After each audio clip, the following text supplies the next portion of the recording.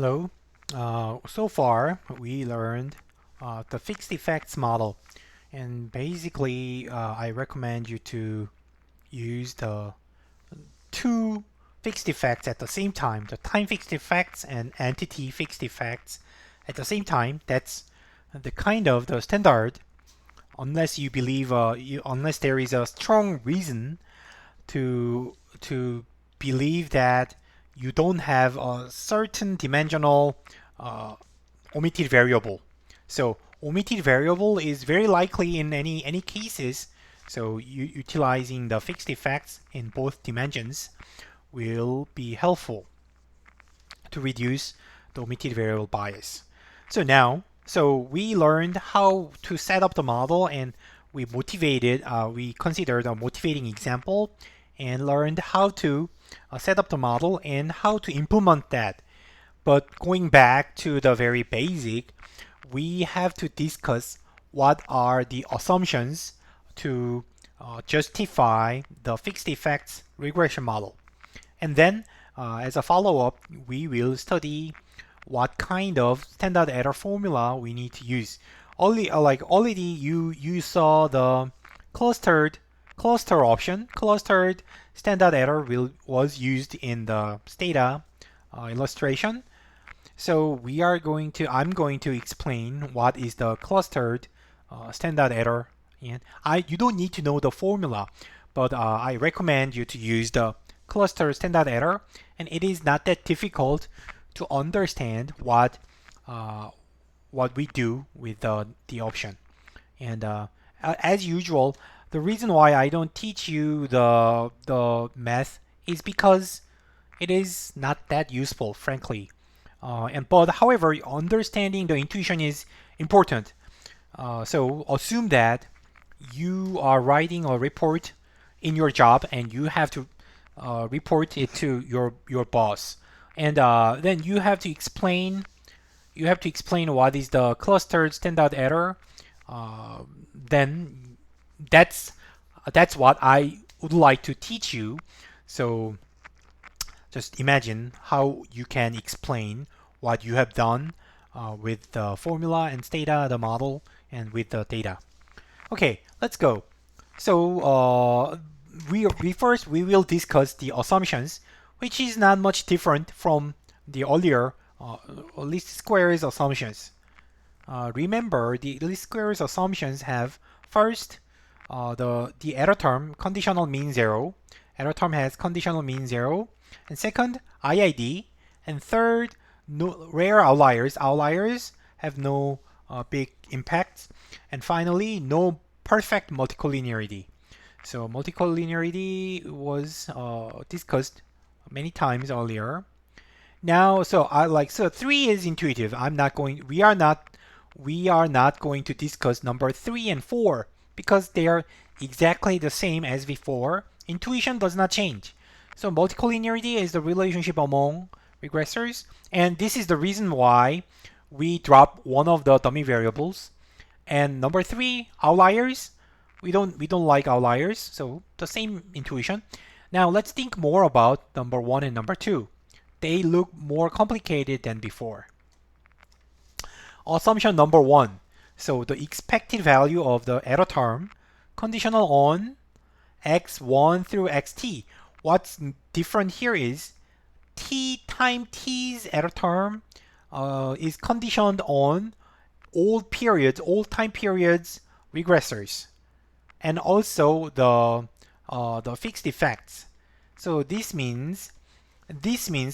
imply two things. First, there is no lagged effects. So for example, beer tax, suppose that beer tax increased in 2000, but say its effect is shown 10 years later. If that's true, we cannot use the 7-year data. We don't know how much it is delayed, so we assume that there is no delay. The effect is instantaneous. Otherwise, you have to include lagged variables in the regressor. So to explain the traffic fatality in say 2010, you have to include the past 10 years beer taxes.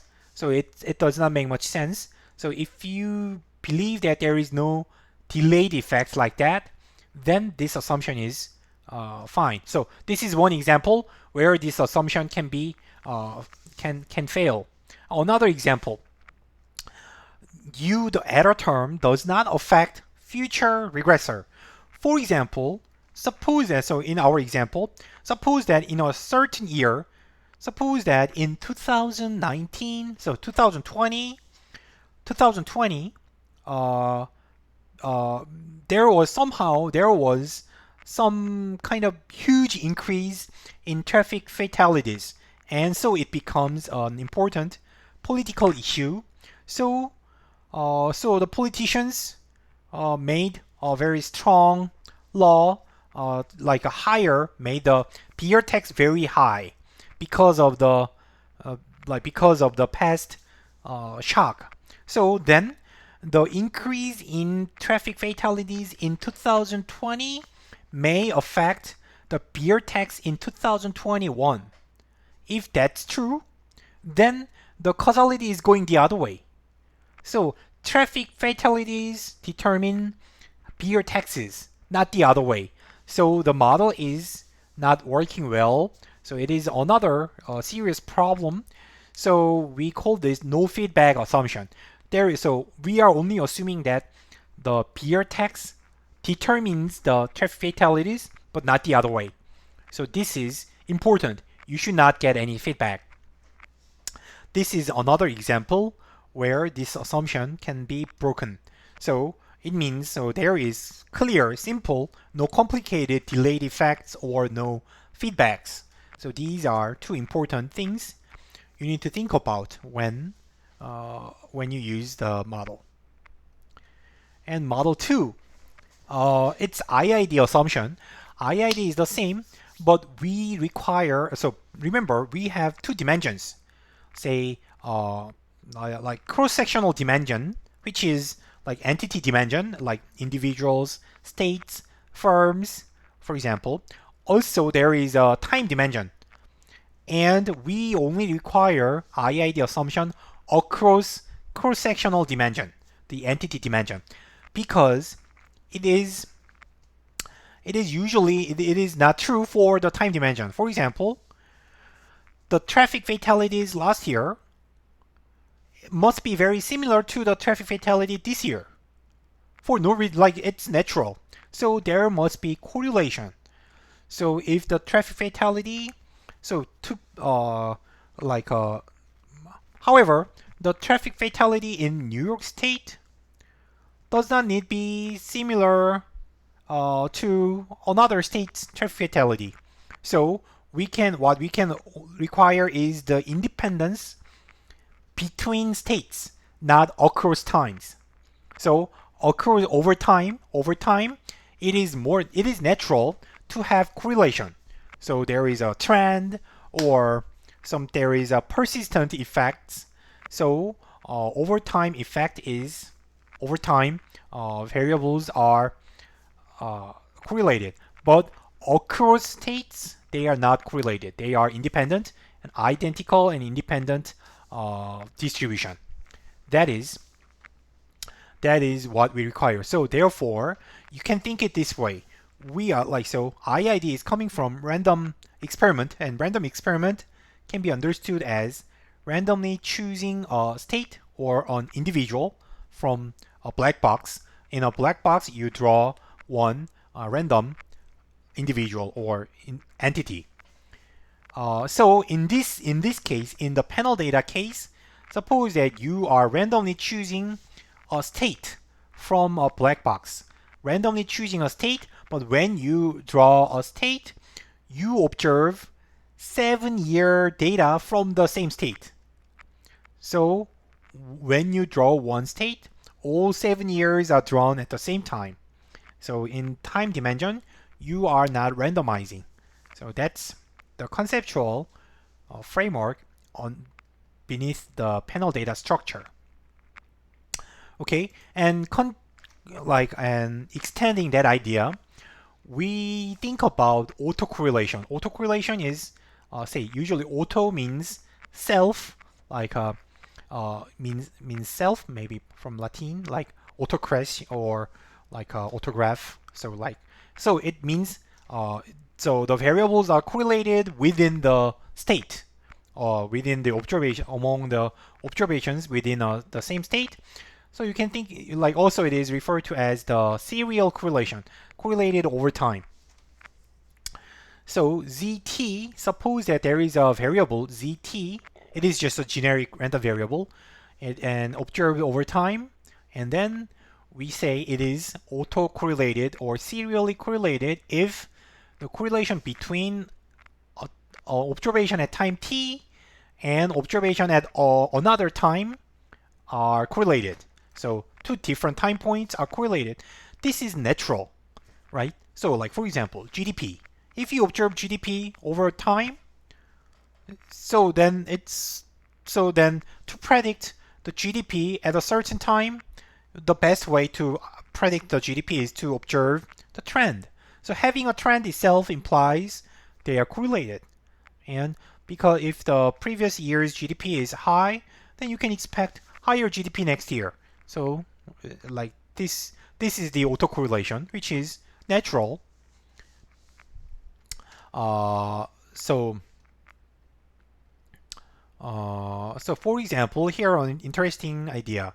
So the error term may include weather, like how much snow the state has. And then the state, like if a state has a higher snow last year, then it is also likely to have higher snow, like more snow this year. So that's a way to understand the serial correlation in our example, right? And there are many other reasons to think about serial correlation within a state. And almost in any case, time series, like over time observations, are correlated with each other.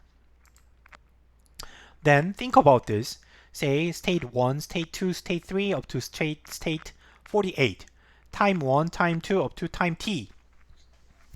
Excuse me. So in this case, if you look at a specific state, a column, they are correlated with each other. However, this column is independent of another column, like the first column or the third column. So one state is independent of another state. So that's how we slice the data and how we understand the correlation, what we assume in the correlation structure of the data. So it looks quite complicated, but natural. And like, even though it is complicated, we gained a lot having the structure. So just to have that additional information, this much effort is, I think it's nothing. It's like a low cost, low price for the additional information we can obtain from the data structure. So it's not a big problem. And then the problem here is the correlation.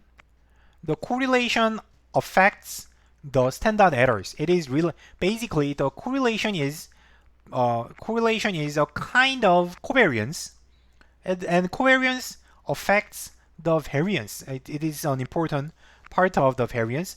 So we have to take this covariance correlation structure into the standard error formula. So earlier in our earlier formula, we only considered heteroscedasticity.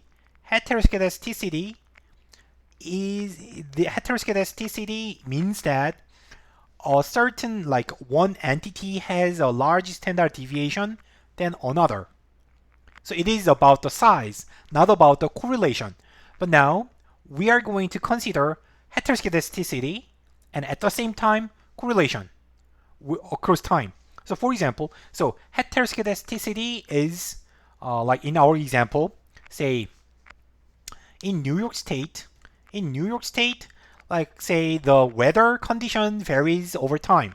So like say in a certain year, there was no snow. But the next year, there is more snow, a lot of snow, historical snow. So the snow may vary a lot. So the traffic fatality depends on the weather condition, and the weather changes a lot over time. So the variation is huge. So New York State's variation is huge. But on the other hand, say, think about Florida. Florida is not affected by weather condition.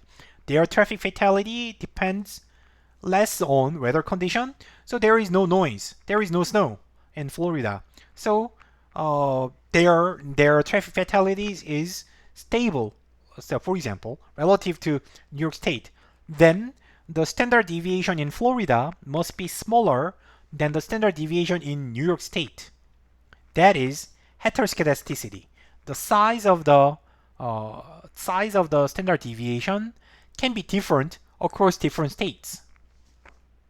So that's what we are going to we will consider. We continue to consider the heteroscedasticity, but on top of that, we add autocorrelation. And then the answer, finally, I will be using clustered standard error method. So clustered standard error method. So it is simple and quite easy. Anyhow, you can just use one line, one command in like option in data, and I will skip the algebra. You don't need to know them. So let me summarize data this way. Data clustered standard error can be summarized, explained in this way. Like for example, so if you need to explain what is a cluster standard error to your boss, then I would say this way. So this formula basically uses these three assumptions. So try to capture these three aspects in the data structure. First, a state. So by the way, of course, I'm using state because we are considering the state example, but you have to switch that depending on the example. So a state's error term is uncorrelated with any other state's error term, right? It makes sense. Second, within a state, the error term at time t can be correlated with the same state's error term at different time points. So this year's error term may be correlated with the following year or the previous year. So it is natural. There is a stable trend. And number three, the standard deviation does not need be the same across states. Some states may have high standard deviation, but others may have smaller.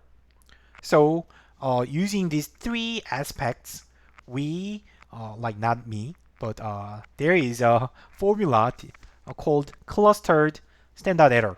In this case, we simply say that the data are clustered by states. So cluster is a state. Here, one state is one cluster. And then the option is written in this way. VCE, variance covariance estimator, is using cluster, but you have to define what is a cluster. So state is the name of a variable.